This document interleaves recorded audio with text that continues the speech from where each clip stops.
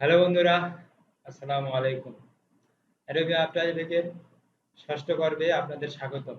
ষষ্ঠ টিউটোরিয়ালে আমি আপনাদের সামনে আলোচনা করতে যাচ্ছি উইন্ডোজ মেনু নিয়ে।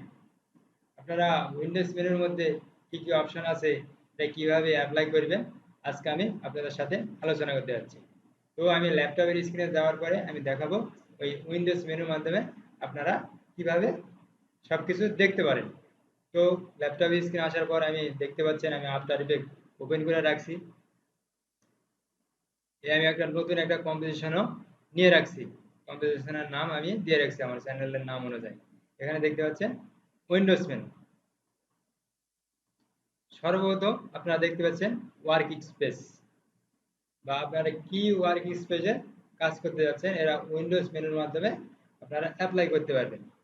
যেমন অল প্যানেল অনুযায়ী আপনারা করতে যাচ্ছেন, না অ্যানিমেশন, না কালার বা ডিফল্ট আকারে আপনারা এখানে ডিফল্ট আছে, তারপরে ইফেক্ট অনুযায়ী করতে যাচ্ছেন, না এসেনশিয়াল, গ্রাফিক্স, লাইব্রেরিয়ান, মিনিমিয়াল, মোশন ট্যাকিং অনুযায়ী বা উবাইদুর রহমান আমি আমার এটা তৈরি করা আছে। আপনারা নিজেরাও যদি কাস্টম অনুযায়ী এটা তৈরি করতে চান ওয়ার্ক স্পেস তৈরি করতে পারবেন। এটা তৈরি করার জন্য এই যে এডিট ওয়ার্ক স্পেসে আসার পরে আপনারা তৈরি করতে পারবেন। অল প্যানেল যদি আপনারা করেন দেখতে পাচ্ছেন এটা অল প্যানেল আকারে এটা চেঞ্জ হয়ে গেছে, একটা নতুন একটা উইন্ডোর চলে যাচ্ছে। এছাড়াও এই ওয়ার্ক স্পেসে আসার পর ধরেন আপনারা এই প্রজেক্ট প্রজেক্ট এই প্যানেলটা যদি আপনারা ক্লোজ করে দিন, মনের ভুলে অনেকে যারা নতুন ক্লোজ হয়ে যায়, তাদের অনেক ভয় লাগে, এটা শালা এটা ক্লোজ হয়ে গেছে, আমি কিভাবে আবার নিয়ে আসবো, কিভাবে প্রজেক্ট নিয়ে আসবো। বন্ধুরা, আপনাদের কোনো সমস্যা না বা টেনশন নেই। এই উইন্ডোজে আসার পর ওয়ার্কসে আসার পর যদি আপনারা ডিফল্ট আকারে করেন, তাহলে আপনারা দেখতে পাচ্ছেন এই প্রজেক্ট আবার আগের মতন চলে যাচ্ছে।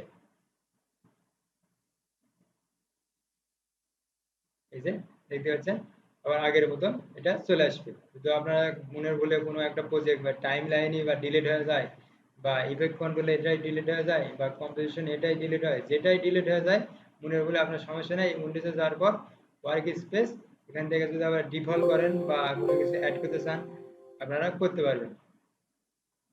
এছাড়াও এখানে দেখতে পাচ্ছেন এই কম্পোজিশন আছে, ইফেক্ট কন্ট্রোল আছে, এখানে বিভিন্ন রকমের অপশন আছে।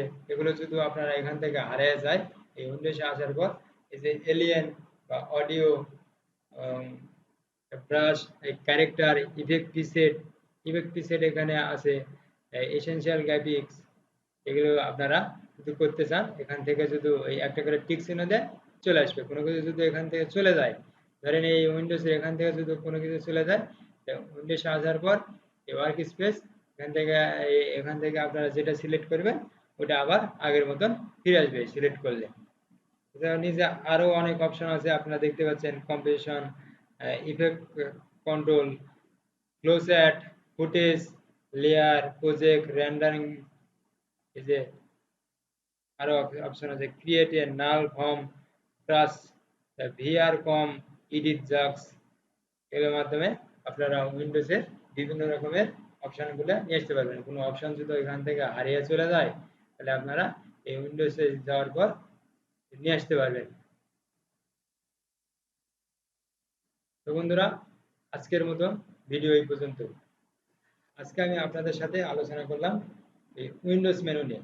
এই উইন্ডোজ মেনু বিভিন্ন রকমের অপশন আছে।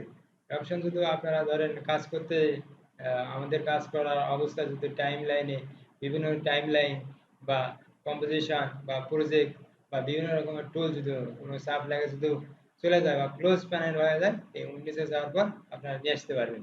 তো আমার ভিডিওটা যদি ভালো লেগে থাকে আপনারা নিশ্চিত কমেন্ট করবেন এবং সাবস্ক্রাইব করবেন। Thank you so much.